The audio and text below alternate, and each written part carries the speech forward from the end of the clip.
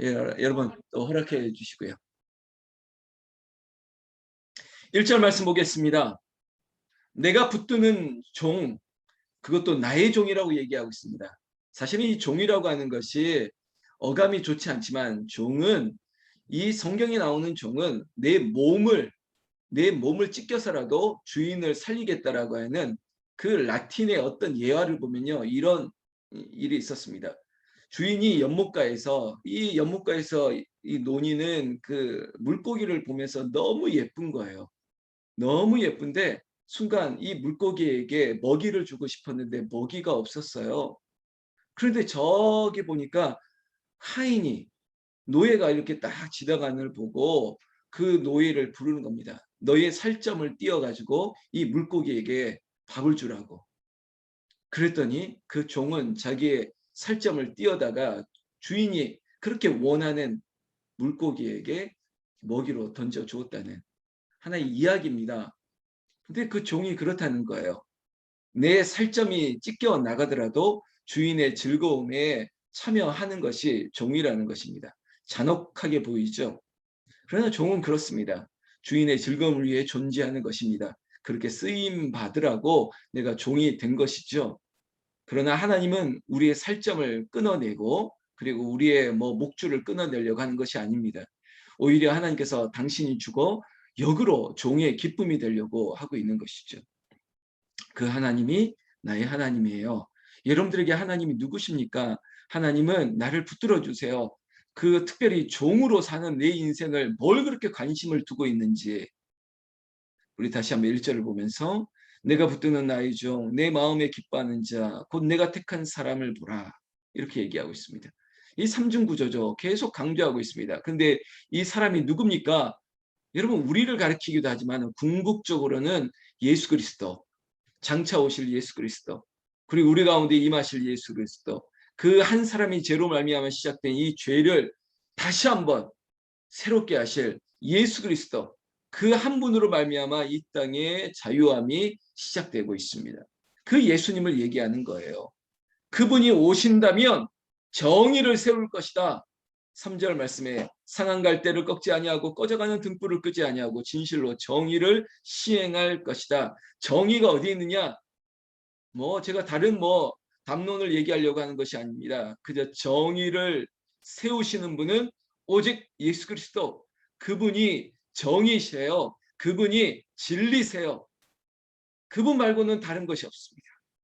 정의를 세우겠다. 이 땅에 공의를 베풀겠다. 예수 그리스도가 오시겠다. 그저 공포만 한 것이 아닙니다. 세상의 공약이 아니에요.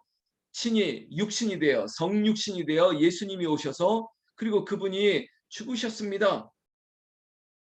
이게 바로 정의의 시작입니다. 여러분, 그 주님이 정의를 세우고 그리고 하나님께서 그 예수 그리스도를 믿는 자들에게 너희들도 이방의 빛이 되라라고 얘기하는 것입니다. 성경 말씀 6절 말씀으로 좀 돌아가면요. 나 여호와가 의로 너를 불렀은즉 내가 내 손을 잡아 너를 보호하며 너를 세워 백성의 언약과 이방의 빛이 되게 하리니. 아멘. 여러분, 하나님께서 여러분을 부르셨습니다.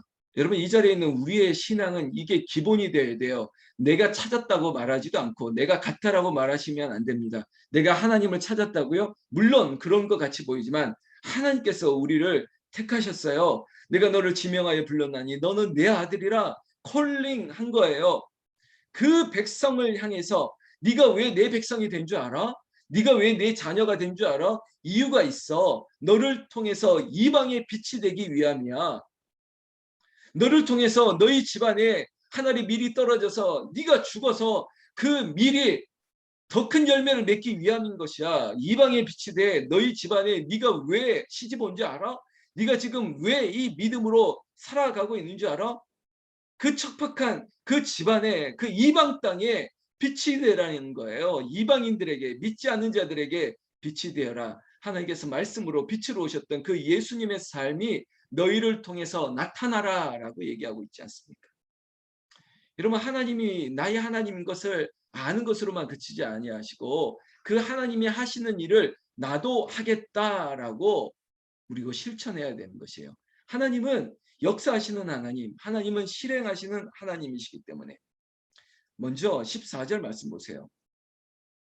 내가 오랫동안 조용하며 그리고 잠잠하고 참았으나 내가 해산하는 여인같이 부르짖으니 숨이 차서 심히 헐떡일 것이다. 이제는 더는 지켜보지 못하겠다는 것입니다. 달려가겠다는 것입니다. 그리고 내가 이 심폐소생술을 통해서도 살려내기 위해서 내가 곧 임하겠다는 것입니다. 여러분, 우리가 땅끝에서 우리가 정말 황폐해질 그 순간을 그냥 보고 계실 하나님이 아니세요. 하나님께서 이 바벨론을 무너뜨리고 페르시아를 준비하시고 나중에는 또 다른 그리스 로마 제국을 만드시겠지만 이 모든 역사 가운데 주관자는 하나님, 그리고 하나님은 보고 계시는 하나님이 아니라 하나님은 일하시는 하나님, 하나님은 역사하시는 하나님, 하나님은 사역하시고 그리고 실행하시는 하나님. 지금 우리의 인생이 여러분 더 절망적입니까? 우리는 끝났다고 말하고 있는 분이 있습니까? 나는 절벽에 땅끝에 서 있다고 말하는 분이 있습니까? 그러면 그 하나님이, 여러분들이 부르짖는 그 하나님이 지금 오실 것입니다. 하나님, 내 백성을 절망 가운데, 그 수렁 가운데 깊은 웅덩이에 빠져서 그 자리에서 나락으로 떨어지는 것을 원하지 않습니다. 하나님께서 건져주시죠. 왜? 우리가 하나님을 본능적으로 찾을 거니까. 하나님 불쌍히 여겨달라고. 이스라엘 백성들의 역사가 늘 그랬습니다. 그들이 안 될 때마다, 힘들 때마다 하나님을 찾았습니다. 하나님은 인간이 아니시기 때문에. 하나님은, 제가 가끔 경망스럽게 하는 말, 배알도 없으시지, 하나님 자존심도 없으시지, 이 백성이 뭐가 그렇게 좋다고, 내가 뭐가 그렇게 소중하다고, 내가 하나님을 그렇게 원망하고 하나님을 불평하고 하나님을 배반하고 떠났던 적이 한두 번이 아니었는데 그래도 나를 찾으시네. 복음서에 있는 탕자의 비유를 보면 그나마 조금 희망이 되는 게 아버지의 마음인 것이죠. 당신의 것을 미리 다 절반이나 탕진하고 내 마음을 산산조각 찢어냈던 그 장본인이 다시 돌아와도 내 아들아 라고 안아주시는 게 아버지의 마음인 것처럼 하나님은 결코 우리를 버리시지 않습니다. 하나님은 우리를 결코 포기하지 아니하십니다.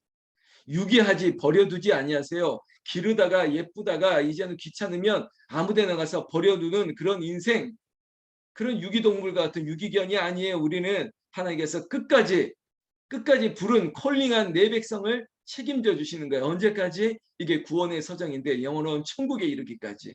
우리가 마치 냄새가 나고 그리고 뚜껑이 열리고 그리고 펑크가 나고 쓸모없는 것 같이 보일지라도 견인하시는 거예요. 끝까지 끌고 가겠다는 거예요. 너는 내 백성이기 때문에.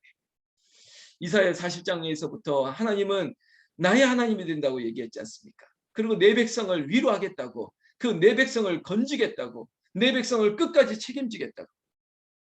그런데 여러분, 이 은혜를 아직도 깨닫지 못하고 있습니까? 이걸 아직도 듣지 못하고 있습니까? 여러분, 성경 말씀에 보면요, 이런 얘기가 있습니다. 아무리 이런 얘기를 할지라도 그러나 그 이야기를 듣지 못하는 자가 있다는 거예요. 왜 듣지 못하는 것입니까? 여러분, 성경 말씀 보세요.